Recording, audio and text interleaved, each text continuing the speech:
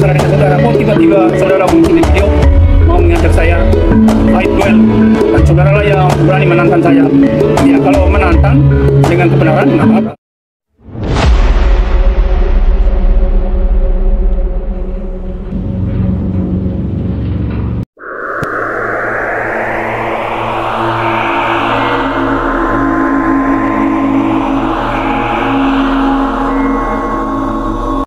Rosario de Marshall, yang lebih dikenal dengan nama Hercules, adalah seorang gangster sekaligus broker politik yang berasal dari Indonesia, khususnya dari wilayah Timur Timur, yang sekarang dikenal sebagai Timor Leste. Pada masa pendudukan Indonesia di Timur Timur, Hercules bekerja sebagai kuli angkut untuk Tentara Nasional Indonesia Angkatan Darat. Setelah ia pindah ke Jakarta, ia mendirikan kelompok geng preman yang kemudian beroperasi di Kecamatan Tanah Abang. Pada sekitar tahun 1990, geng yang dipimpinnya ini menjadi sangat berpengaruh dalam dunia kriminal di Jakarta. Saat ini, Hercules tetap mempertahankan statusnya sebagai figur publik yang cukup terkenal, seringkali muncul dalam program televisi dan majalah tabloid. Ia juga dikenal luas karena hubungan politiknya dengan Prabowo Subianto, yang saat ini menjadi Presiden ke-8 Republik Indonesia. Hercules lahir pada tahun 1968 di Timor Portugis dan tumbuh dalam kondisi yang penuh gejolak akibat invasi Indonesia ke Timor Timur yang terjadi antara tahun 1975 hingga 1976, serta pendudukan yang menyusul oleh Angkatan Bersenjata Indonesia. Pada sekitar tahun 1975, ia pertama kali bertemu dengan Kolonel Gatot Purwanto, yang berperan penting dalam hidupnya. Pada tahun 1978, Hercules mengalami kehilangan besar ketika orang tuanya tewas dalam serangan udara yang menghancurkan kota Ainaro, menjadikannya yatim piatu. Setelah kejadian tragis tersebut, ia mulai berperan sebagai kurir yang memberikan dukungan logistik kepada pasukan khusus Indonesia, Kopassus, di bawah Program Tenaga Bantuan Operasi atau TBO. Dalam konteks militer ini, nama Hercules diberikan sebagai nama kode untuk Rosario oleh tim komunikasi radio Kopassus.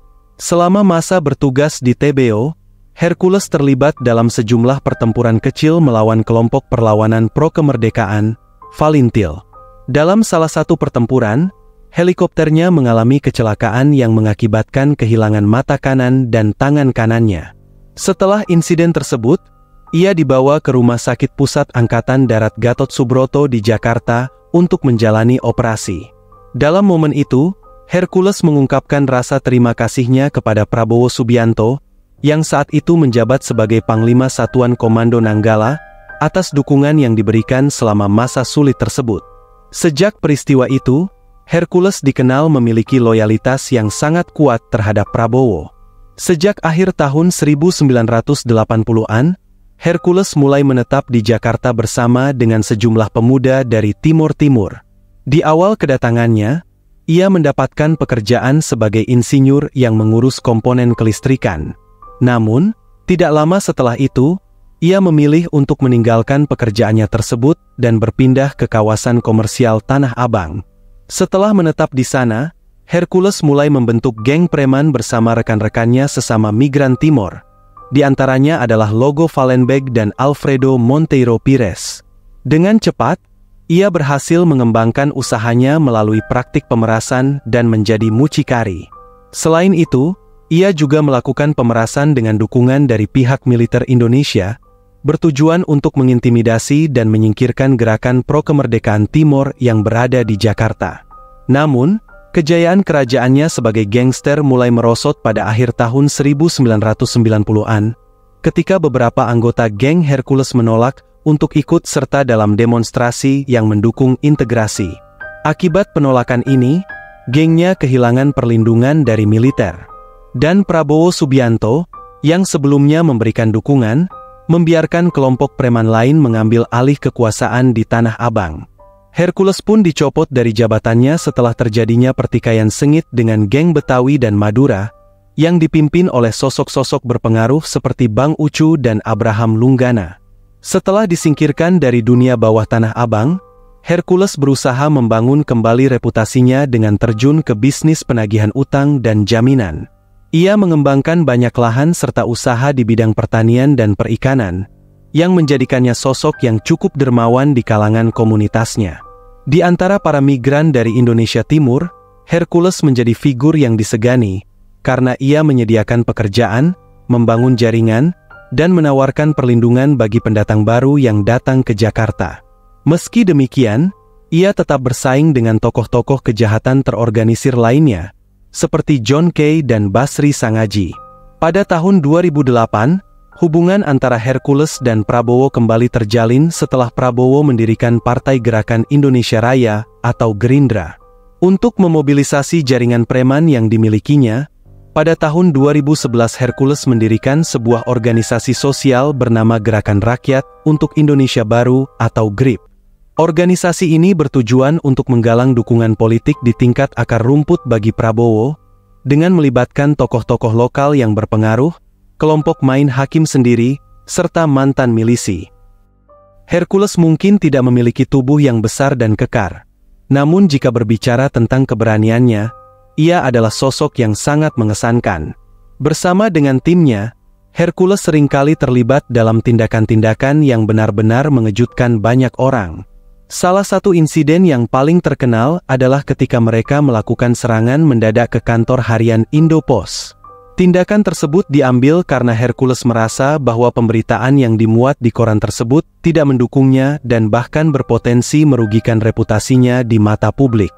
Tak jarang terjadi bentrokan dan perkelahian antara kelompok preman yang berada di bawah komando Hercules.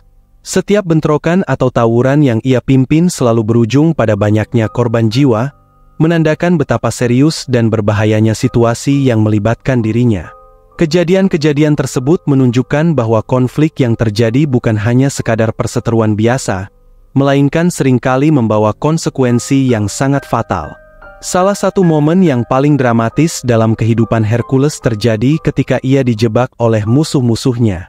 Dalam insiden yang sangat mengerikan itu, ia menderita 16 luka bacokan yang mengancam nyawanya. Setelah mengalami serangan brutal tersebut, Hercules segera dilarikan ke rumah sakit darurat untuk mendapatkan perawatan yang mendesak. Dengan segala luka yang dideritanya, keajaiban pun terjadi, meskipun dalam keadaan yang sangat kritis, ia tidak tewas. Selain itu, Hercules dikabarkan kebal terhadap peluru. Suatu ketika ia ditembak oleh seseorang, dan sebuah peluru pun menembus di matanya hingga ke bagian belakang kepalanya. Meski demikian nyawanya selamat.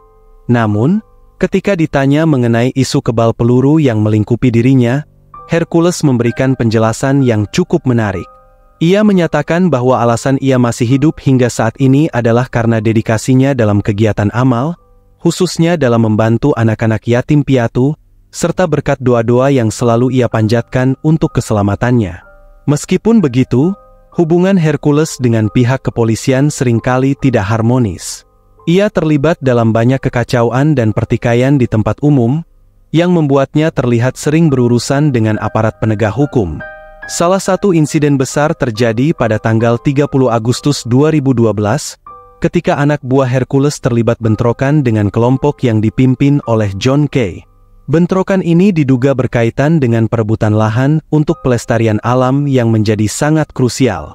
Dalam situasi yang semakin memanas tersebut, petugas kepolisian merasa perlu mengambil tindakan tegas. Akibatnya, dua pelaku yang terlibat dalam perkelahian tersebut ditembak mati oleh polisi. Hercules dan anak buahnya pun digiring ke Polda Metro Jaya untuk dimintai keterangan lebih lanjut mengenai insiden ini. Jika kita mundur beberapa tahun ke belakang, pada tanggal 9 September 2008, Hercules bersama 7 anak buahnya ditangkap dan ditahan oleh pihak kepolisian. Penangkapan ini terjadi karena Hercules dituduh menganiaya seorang pengusaha, dengan dugaan kuat bahwa penyebabnya berkaitan dengan masalah utang.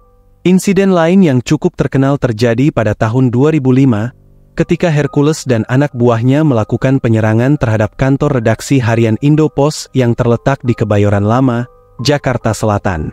Akibat tindakan tersebut, ia harus mendekam di penjara selama 2 bulan sebagai hukuman. Tak hanya itu, Pernah pula Hercules dan sekitar 50 anggota gengnya menjalani pemeriksaan di Polda Metro Jaya.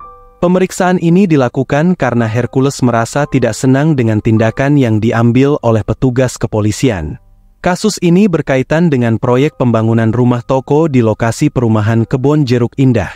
Meski Hercules pernah menjadi sosok yang menakutkan di Jakarta, fase itu kini tampaknya telah berlalu, dan ia mulai berusaha memperbaiki citranya di masyarakat.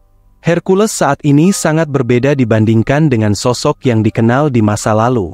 Dengan tegas, ia menyatakan bahwa dirinya telah meninggalkan semua kegiatan yang berkaitan dengan kehidupan lamanya yang kelam. Kini, ia berubah menjadi seorang tokoh yang aktif dalam berbagai aktivitas sosial dan kemanusiaan. Hercules mengklaim bahwa ia telah 100% meninggalkan masa lalu yang penuh dengan masalah dan kekacauan. Dalam perjalanan barunya ini, Hercules terlihat dekat dengan seorang ulama karismatik dari Pekalongan, yaitu Habib Lutfi bin Yahya. Hubungan mereka sangat erat, hingga Habib Lutfi mengangkat Hercules menjadi adik angkatnya. Kabar tentang kedekatan mereka ini disebarluaskan melalui akun Twitter resmi pengajian Gus Miftah pada tanggal 2 Oktober 2021. Saking dekatnya, Habib Lutfi bin Yahya bahkan menunjukkan rasa kasih sayangnya yang mendalam kepada Hercules. Ketika Habib tersebut berencana untuk berkunjung ke Indramayu, ia rela menunggu kedatangan Hercules agar bisa mendampingi dirinya dalam perjalanan. Ini menunjukkan betapa Hercules telah mendapatkan tempat khusus di hati Habib Lutfi. Lebih dari sekadar kedekatan emosional, Hercules juga memperoleh keistimewaan yang tidak biasa bagi tokoh nasional lainnya. Ketika ia mengunjungi kediaman Habib Lutfi, Hercules mendapatkan kehormatan luar biasa dengan diizinkan untuk masuk ke kamar pribadi sang ulama. Habib Lutfi pun menyatakan kekagumannya terhadap perubahan yang telah terjadi pada diri Hercules, terutama komitmennya untuk meninggalkan dunia yang gelap dan kembali ke jalan yang lebih baik.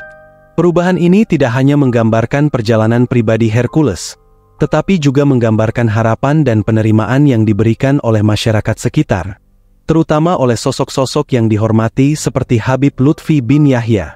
Jika ada ketidakakuratan dalam informasi dalam video, atau jika ada sudut pandang yang berbeda, silakan berikan komentar di video ini. Sampai jumpa kembali di video selanjutnya. Jangan lupa like dan subscribe.